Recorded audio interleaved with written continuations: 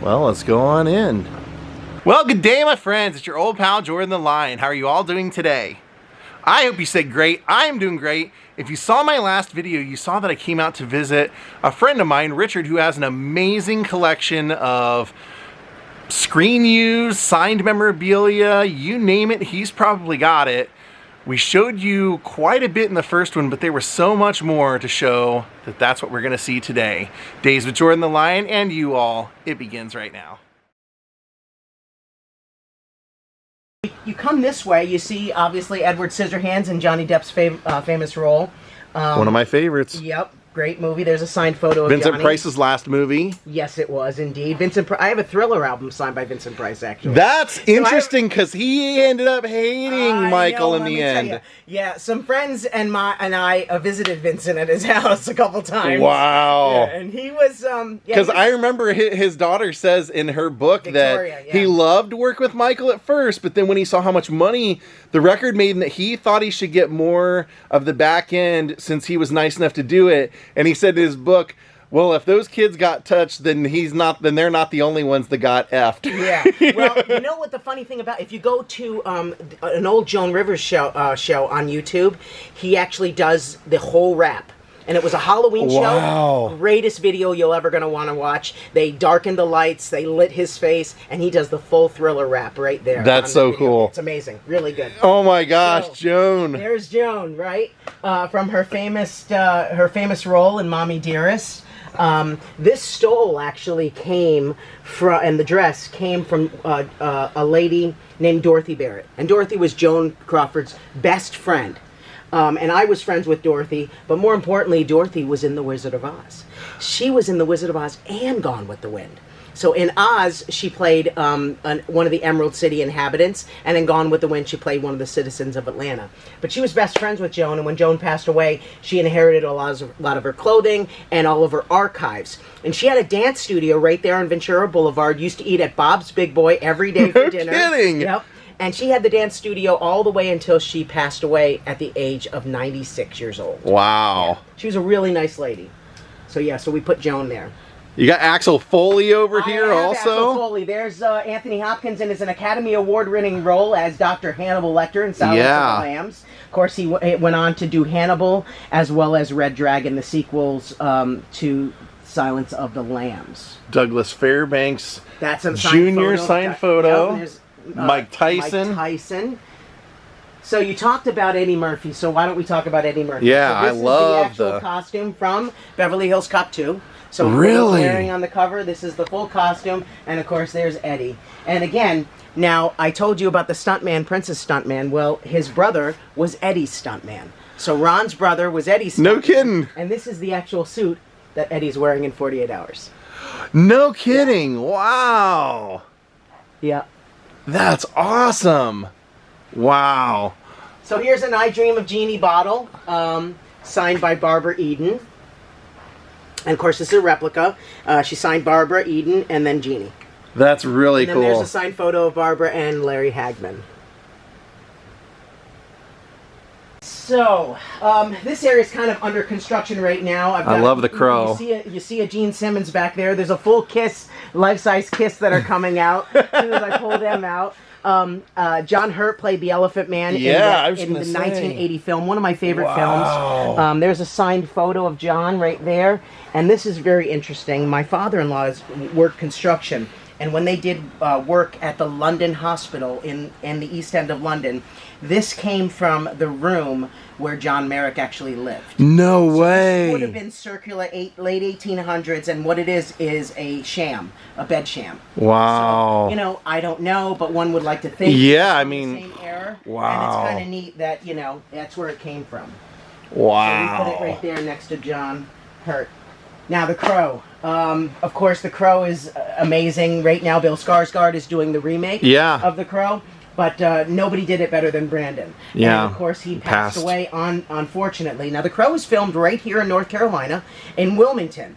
Right. It was Dino De Laurentiis' old studios, Green Gems, is what it is now. And that's where they filmed the movie. And unfortunately, that's where Brandon got killed on stage 4 there on the soundstage. And my friend actually works there, so I've got to walk on that soundstage. Yeah, that's amazing. I'll have to hook you I would love to, because I just wonder what you feel. I mean, I was a kid when that happened, and being last name Lee, and being a Bruce Lee fan my whole life growing up, I immediately watched Rapid Fire, which was his big movie before this, and I was excited for The Crow to come out. I had read that he was doing this, and then that tragedy, that was one of those deaths in my high school years that really affected me. And a lot of people said The Crow, The Crow had a lot of deaths surrounding, a lot of accidents surrounding it. Of course, Brandon was the most unfortunate, but an electrician actually got electrocuted on The Crow. Yeah. And unbelievable, I got to meet him, and he told me his story.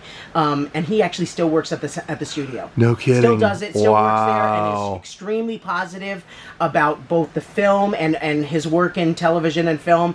An amazing guy, and he's definitely somebody that you might want to talk to. But when they were filming The Crow, I actually wrote to Brandon via the studio, and I got that signed photo of Brandon Lee. Oh, that's really cool. Now, something that's really interesting, of course, Brandon, after he was killed, they brought him to the Andrews Mortuary right there in Wilmington, and this came from the Andrews Mortuary, and it's a sign-in, sign-out log for a service. Wow. And I got that from an estate sale. So I am a huge Dallas fan. Who wasn't? Yeah, who wasn't? Everybody loves Dallas. Who shot JR? Who shot JR? One of the most watched shows in the history of television. Well, when Larry Hagman found out that he was ill, he sold everything that he ever owned. And they had an auction at Julian's Auction House in Beverly Hills. I got to go to it, and I bought a bunch of stuff of Larry's. I bought some cowboy hats. There's one here, and there'll be one on the other side that you'll see. You see the Larry Hagman, J.R. Ewing beer cans. So these came out. There was everything Dallas. There's a set of a couple cases of the beer cans. I got those from the auction as well. I got his hunting gear, so full hunting gear. I got 2 of those, but this is one of my most favorite pieces. When on the show, his dad, Jock Ewing, went down, supposedly died in a helicopter crash in South America, and they went down to try to find him. Well, this is one of the shirts that that Larry wore in the scene, and that day that I bought it at the auction, he signed it and then wrote J.R. Ewing. That's killer. Yeah, and of course, there's a famous picture of Jim Davis as the patriarch of the family, Jock Ewing. You'll have to, if you ever got to Vegas, hook up with my friend Video Bob. He bought the car, the Rolls Royce that Larry Hagman used to ride around Dallas. There was like this wealthy lady that loaned him her car or whatever. I would love to meet Video Bob. We're friends on Facebook, but I always wanted to meet him, and I go to Vegas all the time, so I would definitely take you up on that. Yeah. And of course, Star Wars. There's a big Star Wars collection here, and you'll see a lot of the movies in the VHS. So VHS are, for me, nostalgia. I'm a nostalgia guy, just like you are. Yeah. And so what I did was we used to have an old Blockbuster here in town, and when they were ripping it down, I went in and got all the shelving from the Blockbuster. Smart. And more importantly, I actually got an entire Blockbuster worth of VHSs out of a storage unit down in Wilmington. That's great. Yep. Now you know what to put in your shed. Exactly. Here's a Darth Vader helmet signed by James Earl Jones. So I know James Earl and his family pretty well, and he signed that for me. He's in so many of my favorite movies. The Sandlot. So if you go, Field of Dreams. If you go out to YouTube, and I'll send you a link to it. He actually made a message for me when I retired from the Air Force. And he said something like, Richard, you've seen so much history, it could be seen on CNN. May the force be with you. Congratulations. Now, we'll give a little teaser. We're going to make a second video. Yes. Because I know people are going to wonder, what the hell does this guy do for a living if he's not selling this stuff? This is the fun stuff. Yeah, no, I don't. I don't sell it. But you retired from one of the most fascinating jobs. 7 years in the military, 9 years as a supply service specialist, logistics specialist, and then 17 years as an Air Force flight attendant, a special air missions flight attendant at Joint Base Andrews in D.C., and that gives me great stories that I'll be able to tell you afterwards. Yes, of presidents and the like. All right, so Titanic. Let's talk Titanic. It is obviously one of my favorite films. Love Titanic. And this will give you some idea of how long it actually takes to complete a piece. So I started this poster in 1997 at the Royal Premiere in London. And I finished it 22 years later with Leo being the last person to sign it. That's got everybody on the cast, principal cast members as well as the producers, and of course James Cameron, the director. And some of these people have probably passed. Yeah, since. Gloria's gone, who played Old Rose. She signed that picture. I knew Gloria very well. I used to go and have tea with her at her house in Brentwood. She was an amazing lady. You know, Gloria Stewart actually didn't have a career when she was on in Titanic. Her career had stopped. She was in The Invisible Man. She had done great films. She had one of the biggest fan clubs in Hollywood, believe it or not, at the height of her career. And then she retired. She married an architect in Hollywood, and she just lived a life of painting and sculpting, and that was kind of her thing. When James Cameron came calling for her to play Old Rose in Titanic, she was in her 80s, and he said, you know, I want you to play this 102-year-old, and she got really mad actually at him, and it took quite a few visits for her to even get a script, but it was only after Kate Winslet went and visited her at her home and had tea with her that she decided to play Rose DeWitt Bukater in the film Titanic, and she was just a great lady. That is really cool. Here's a replica ticket signed by Robert Ballard, who found the Titanic in 1985. Wow. This is a life vest that was worn by one of the extras on the film. That's a cast and crew jacket. And you know, something that was interesting with Titanic, when they wrapped on the movie, they left everything down there. They left everything. They left the set. They left all the props. They left all the pieces. They threw stuff in dumpsters, carpets, and you name it. And collectors got wind of that and went down and kind of salvaged as much as they could, and took deck chairs and things like that. And it was only after 20th Century Fox got wind of it that they built a fence. Yeah, I was going to say, I can't believe they didn't think ahead to think that that would be something that people didn't see the value in things, and that's kind of why things got left. Here's some coal from the seabed of Titanic. So there was a company called RMS Titanic, and they funded their dives to the wreck site by selling off pieces of coal. Oh, okay. Yeah. So I'm a big Elvis guy, as everybody is. And I felt like, you know, an area in the center of the lot should be dedicated to the king of rock and roll. And what I did is I put some of the jumpsuits I have here. Of course, Elvis' famous Memphis Mafia members would wear the red jackets. And there's a red jacket with a backstage pass still attached to it. So we have the Blue Owl jumpsuit. We have probably his most famous jumpsuit, and that's the Aloha Hawaii jumpsuit in the back. And then the Peacock jumpsuit's over there in the very far back. Elvis only wore that a couple of times on stage. That's the one Graceland said they would love to have back. They would love. It's in the hands of a private collector, and unfortunately, yeah. And then, of course, the Alpine jumpsuit, which is, a lot of people call it the Tiger jumpsuit. And then the last jumpsuit he ever wore, the Sundial Aztec jumpsuit. So he wore this a few times. He wore it, I think, once in '74, and then he wore it several times in 1977. And of course, it was the last jumpsuit he ever wore on stage, and it was actually portrayed in the film when he's playing Unchained Melody at the piano. But more importantly, this jumpsuit was made by a place called B&K Enterprises, and B&K made all the jumpsuits for the movies. That's right. So this is an exact replica of it. And you can see that the difference from like a '74 Aloha head to '77. Elvis has got a little bit more weight around him. So I had my guy make it a little bit heavier than the '74 head that's in the back. The Aloha is the Aloha cape. Yeah, and that's again, beautiful. B&K Enterprises is the company that made the cape as well. And then there's lots of records and lots of other Elvis memorabilia. There's a copy of his will there. Here is a pamphlet from the celebration of Lisa Marie Presley, January 12th, 2003. That was from her celebration at Graceland. And then right behind you, it's crazy, we go right into The Wonderful World of Oz. My all-time favorite movie of all time, The Wizard of Oz. Shot in 1938. Released in 1939, not really a big movie in its release. It didn't actually become popular until the 50s when it would air on television. So yes, we put the principal cast members here. We have Burt Lahr as the Cowardly Lion, Jack Haley as the Tin Man, of course Judy Garland as Dorothy Gale, and Ray Bolger as my favorite character, the Scarecrow. And of course, when Ray was actually shot in they were shooting the movie, Ray actually was up for the Tin Man's role. And he didn't want want the Tin Man's role. He went to Mr. Mayer, Louis B. Mayer, and said, I've been waiting all my life to play the Dancing Scarecrow. Please let me play the Dancing Scarecrow. And of course, at the time, Buddy Ebsen, who was Jed Clampett in the Beverly Hillbillies, was already cast for the movie. So they just made Buddy the Tin Man, and Ray Bolger became the Scarecrow. Of course, what happened to Buddy was what he would tell me later in life.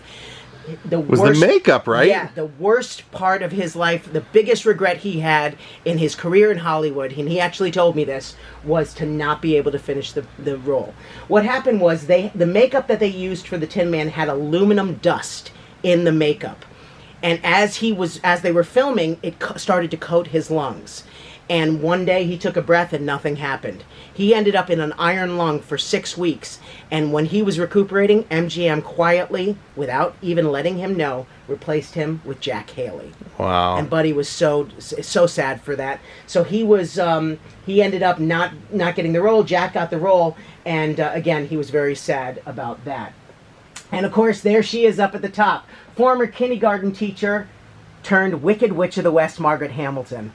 She was a kindergarten teacher and also a single mom. When she was offered the role of the Wizard of Oz, her agent called her and said, Maggie, they're sort of interested in you for a part in the Wizard of Oz. And she said, oh my gosh, imagine that. I loved that film ever since I was a little, or I've loved that book ever since I was a little girl. What role do they want me for? She said, well, the witch. What else? And she said, the witch. Well, okay. And actually, Gail Sundergaard, the actress Gail Sundergaard, was up for the role as well. But when she put the makeup on, she was too beautiful. And MGM said, we're not going to use you as the witch, we'll use Margaret Hamilton. So she took the role. And of course, Maggie Hamilton, as she was known, got hurt during the filming of The Wizard of Oz. She was filming the scene where she comes into Munchkin Land and then does her thing and it goes away, the trapdoor opens, and they shot it a couple of times on stage 27, and what happened was they shot it coming back from lunch and everybody was tired and the flames came up too quick, and when they did, the flames came up faster than the trapdoor opened, and she got a 2nd degree on her hands, 3rd degree on her face, took about 6 weeks of recuperating. After that, she wanted nothing to do with any more stunts. So they got a lady named Betty Danko, and Betty was her stunt double. And Betty would be in all the scenes that regarding fire and any scenes flying. Margaret wouldn't want to get on the broomstick or anything. And she told Betty, don't get on that broomstick because something's going to happen. They strung Betty up and flew her above the soundstage, and the cable broke. Betty fell down and broke her leg. Yeah.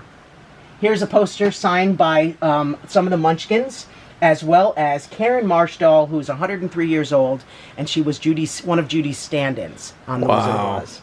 Of course, the witch's hourglass in the scene. She grabs the hourglass and said, you'll have this much time. When the sand runs out, you'll be, she's going to basically be dead.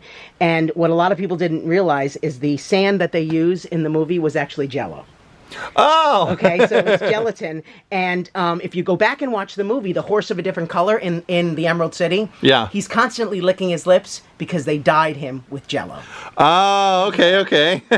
So you see, I got 3 pairs of replica ruby slippers. Those are my oldest pair right there. Those are from the 80s. This is my newest pair. That comes from a place called Icon Studios in Australia. But this is my favorite pair. These are on 1930s shoes using the same techniques as the ruby slippers that Adrian, the costume designer, made of the ruby slippers, using 1930s beads and all hand dyed. And they also have, let me take this out and show you. Why the orange felt? It was to muffle the sound as they danced down the yellow brick road. Because sound was, they wanted good sound. Talk about an exact replica. And yep, they're exact replicas, and it's funny, you think, well, they're not red. They're actually like a burgundy. And again, that's for the Technicolor. They used every single light in Hollywood when they shot The Wizard of Oz. There wasn't a soundstage light available. That created very hot sets. So they actually would only be able to film about an hour at a time because the set was so hot.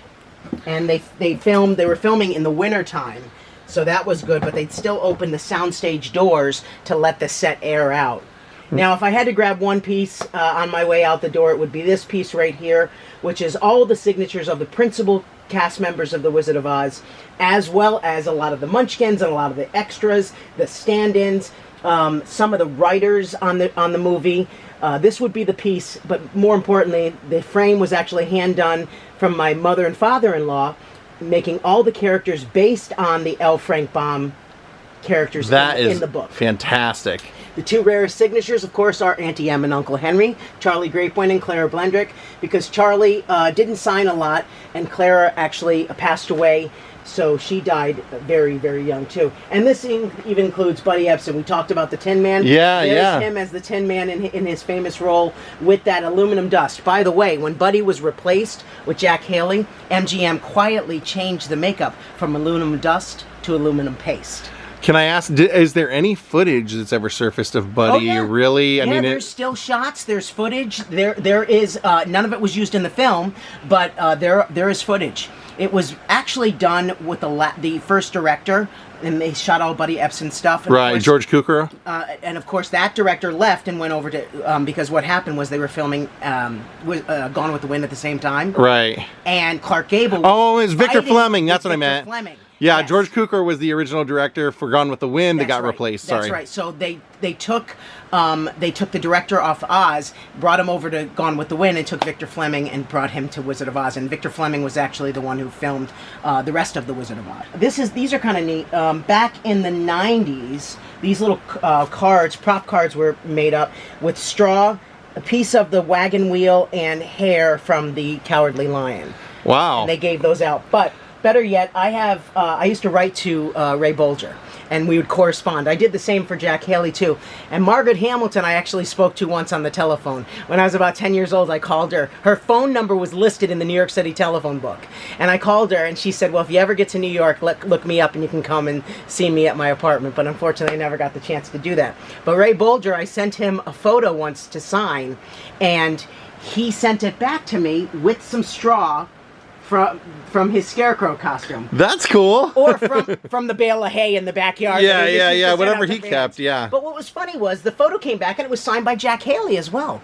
And he wrote a note and said, the Tin Man lives down the street, so I walked down the street and got the photo signed. That's awesome! Do you still have that? I do still have it, as well as a lot of Ray Bolger's personal effects. I'm friends with his niece, and his niece sold a lot of his personal effects. So I have things like his ties, I have stationery, I have photos, I have all kinds of stuff that Ray Bolger. Of course, he was my favorite character, so that's why.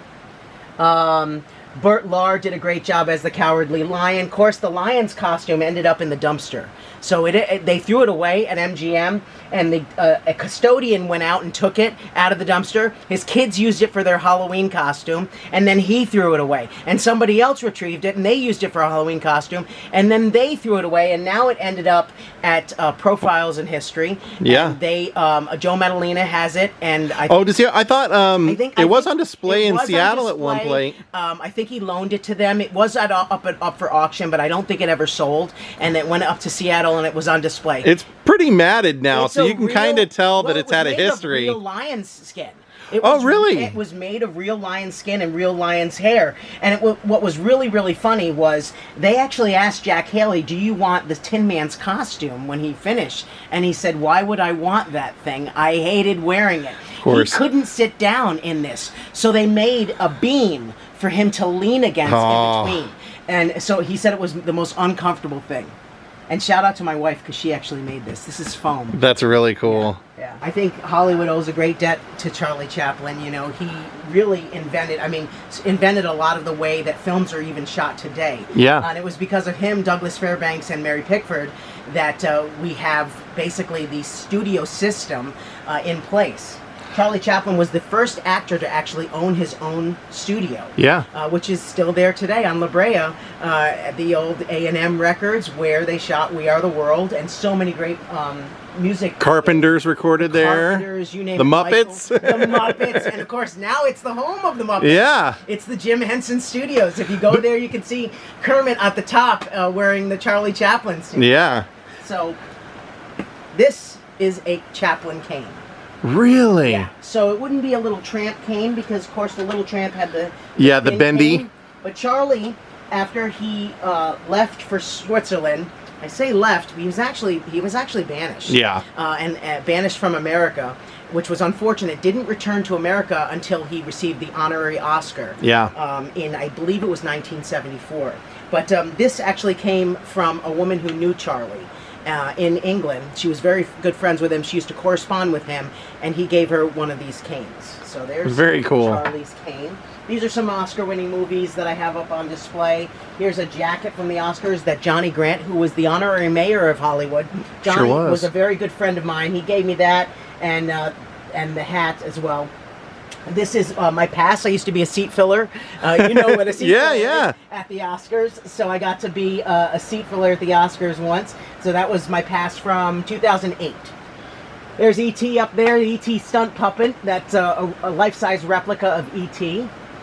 And these are Michu's... So these are some of Michu's costumes. Because I see the Michael Jackson button up there. Yes. So this costume in particular, Michu wore on tour with Michael on the History Tour, and he also wore it in a couple of Michael Jackson's videos, and he wore it during the honeymoon as well.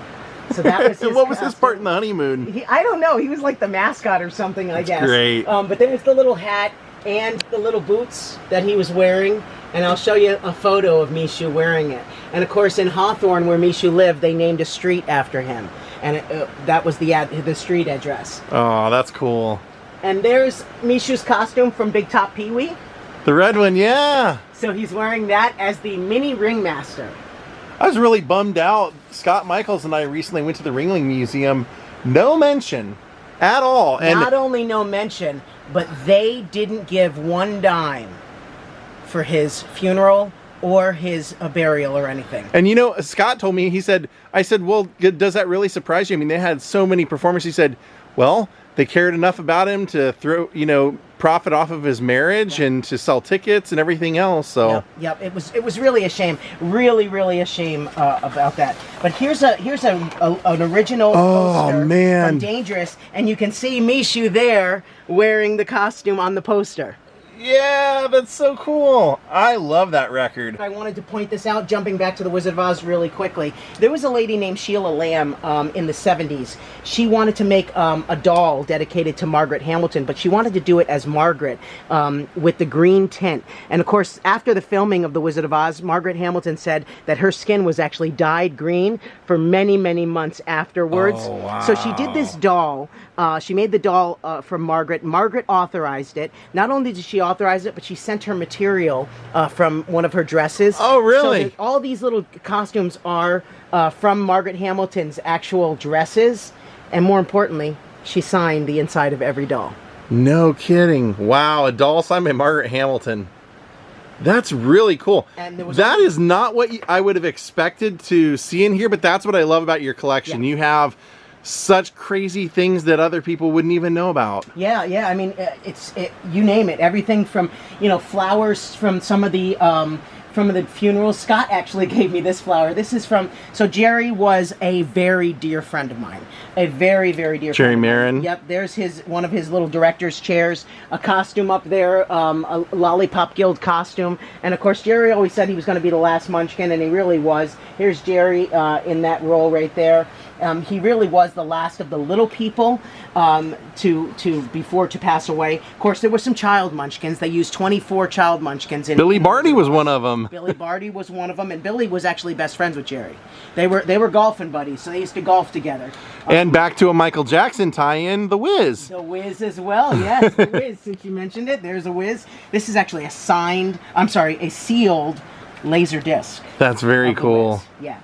And let's see. Oh, we said crazy things. This is really crazy.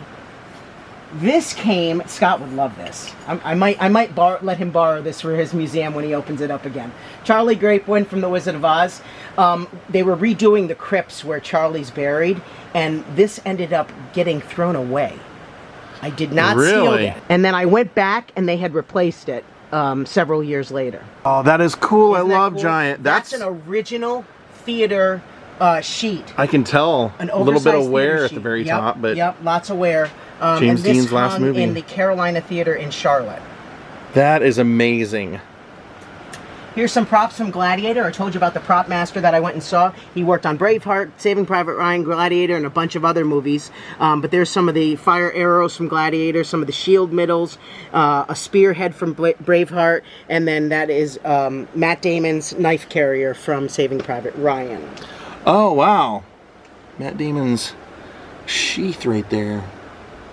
Something that you might be interested in is over here. And of course, I know that you are a Gable Lombard guy. Yeah, I recently met the man that found Carol's ring. I know. Well, Michael is a good Yeah, friend of he's a mine as well. nice guy. And he's the greatest guy ever. A lot of people have, like, trashed him on my video because they feel like, you know, he should give that stuff to someone, but I'm just going to say this. Michael's a very good guy. He's been offered a lot of money, been begged to auction it. He will not. He's just saving it for keeping it all together for historical, in case there's a museum or someplace they can display it and stuff. And I firmly believe if it were given to anyone else, it would be on an auction block. So I think it's in the best possible hands. Michael's a great guy. He's an aviation guy, so that's why I like him so much.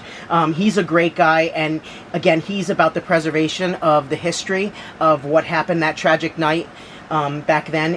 And really, you said, people could profit off that, but he's not. He won't. Once it's auctioned, the story is separated. It's gone. As long as he can keep everything that he's found together, there's a story to be told. Right, and the story is that Carol Lombard was on, obviously, the best war bonds tour ever, and there's a signed photo of Carol Lombard, but here's some of the pieces of that fatal aircraft that it went into the side of Mount Potosi there outside of Las Vegas. I actually did the hike up there. I actually called Scott, I FaceTimed Scott from Scott and I have been invited to do it. I know. And we're wondering if we have the health for it. Well, when you guys are wanting to do it, let me know, because and of course Michael is the expert. He's done the hike over 100 times. Yeah, he said he'd take us up. I got really lucky that day. All the planets were in line that day. The gate was open, so we drove as far as we could and then hiked the rest of the way. It is not for the faint-hearted. Yeah. I will tell you, and that's probably why, of course, it was why back then that nothing could be taken down except for the recovery of the bodies and some of the major, the personal effects. But otherwise, everything is left there at the site. Yeah. So I'm an aviation guy, and I'm also a history guy. And I felt like I wanted to get a couple of pieces of the aircraft, basically for the history as well. But this piece was sheared off. I gave a piece of this to Scott, but I also took a piece of this and I buried it at Clark Gable's grave. Nice. Just as kind of a memento to his wife, because he did love her so much. So we're talking about airplanes, and we talked a little bit about Artemis Pyle. I told you Artemis lives in the next town over. Artemis was the drummer of Leonard Skinner.